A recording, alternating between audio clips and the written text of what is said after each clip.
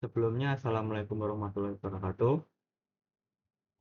Perkenalkan, nama saya Muhammad Dimas Praitno dengan NPM 25161562010 dan partner saya bernama Vesaliel Mario Jonas dengan NPM 25161562065. Di sini saya akan menjelaskan tugas UTS Statistika dari dosen pengampu di Dr. Mailita Hashim, MSI.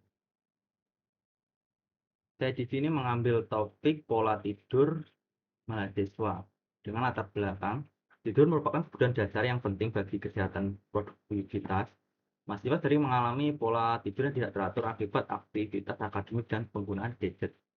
Oleh karena itu, penelitian ini bertujuan untuk mengetahui gambaran lama tidur seorang mahasiswa melalui kuesioner Google Form yang dianalisis secara statistik deskriptif. Next, kami mengumpulkan teknik pengumpulan data dengan menggunakan kuesioner atau Google Form dengan menggunakan teknik analisis data, reduksi data, penyajian data, analisis statistik deskriptif, dan penarikan kesimpulan. Untuk lokasi penelitian kami lakukan secara daring atau online dengan menggunakan Google Form dengan responden mahasiswa. Nah,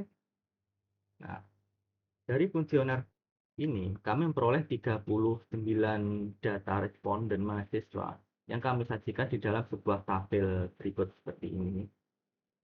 Dengan mayoritas responden tidur itu sekitar 5-7 jam.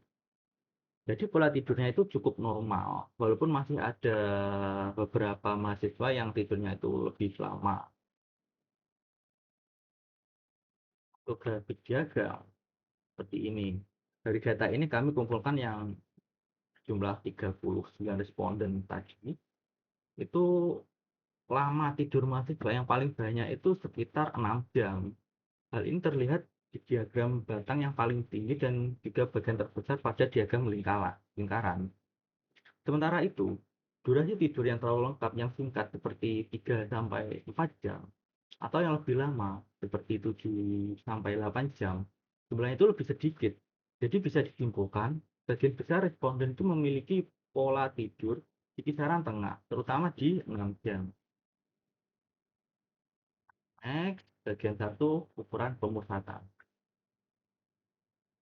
Nah, untuk main atau rata-rata data, itu berdasarkan data statistik yang kami kumpulkan, bisa disimpulkan bahwa rata-rata lama tidur responden adalah 5,77 jam. Dan mayoritas tidur itu 6 jam per hari. Variasi data relatif rendah dan sebagian besar responden memiliki durasi tidur antara 5-6 jam. Dan hanya sedikit bagian kecil yang tidurnya sampai 8 jam. Ini adalah contoh yang di SPSS dan contoh yang di manual di main tab.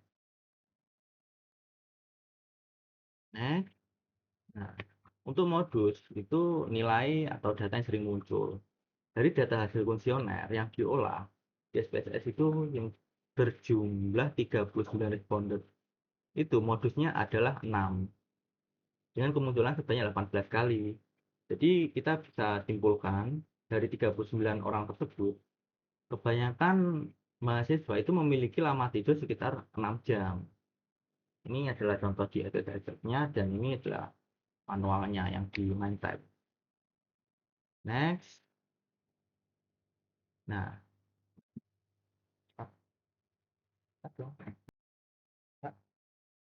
akan dilanjutkan dengan bagian 2, ukuran lipat atau lokasi.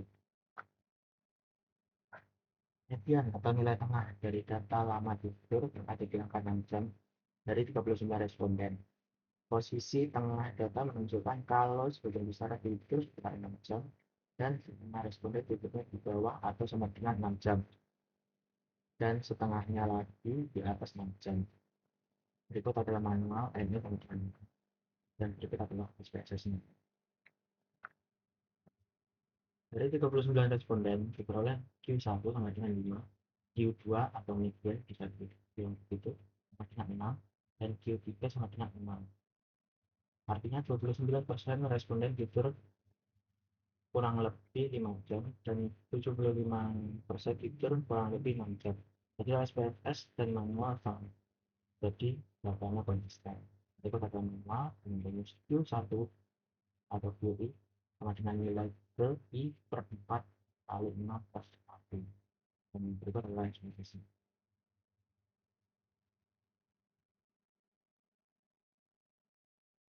Hasil dari 39 responden diperoleh D1 sama dengan 4, D2 sama dengan 4, D3 sama dengan 5, D4 sama dengan 6, D5 sama dengan 6, D6 sama dengan 6, D7 sama dengan 6, D8 sama dengan 7, D9 sama dengan 8. Hasil dan manual sama, jadi terbentuk.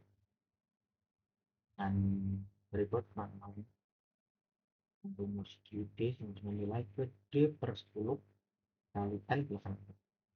Dan berikut adalah ekspektasi. Yang ketiga, ukuran penyebaran. Range dari 39 responden beroleh nilai range yang dengan 5. Artinya selisih antara jam tidur tertinggi 28 jam dan terendah yaitu 2 jam adalah 35. Tapi variasi lama tidur responden cukup terlihat karena ada perbedaan waktu tidur hingga 5 jam antara yang paling sedikit dan yang paling banyak. Nah, rumus manualnya R sama dengan max fix sama kurangi min fix. Itu hasil.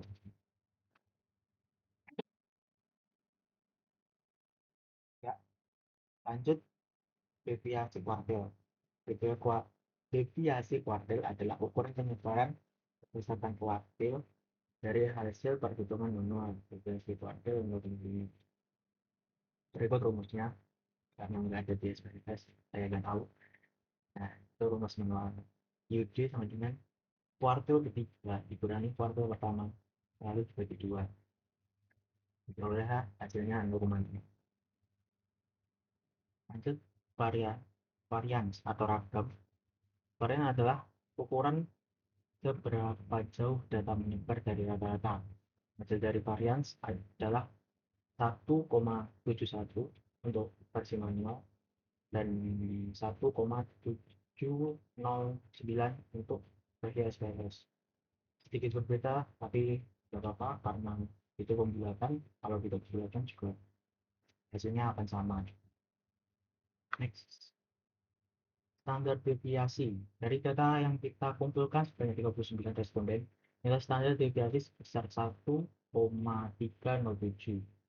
atau kurang lebih 1,31. Artinya rata-rata perbedaan lama tidur tiap responden dari nilai rata-ratanya itu sekitar 1,3 jam. Jadi datanya nggak terlalu menyebar jauh, masih cukup dekat satu sama lain. Intinya variasi lama tidur responden relatif stabil, tidak terlalu beragam. Berikut rumus manual S dengan akar S kuadrat dengan S kuadrat dari di variasi dan kita peroleh 1,1 untuk SPSS. Sekian dari kelompok kami, kurang lebihnya mohon maaf. Saya tutup. Assalamualaikum warahmatullahi wabarakatuh. Aku pesen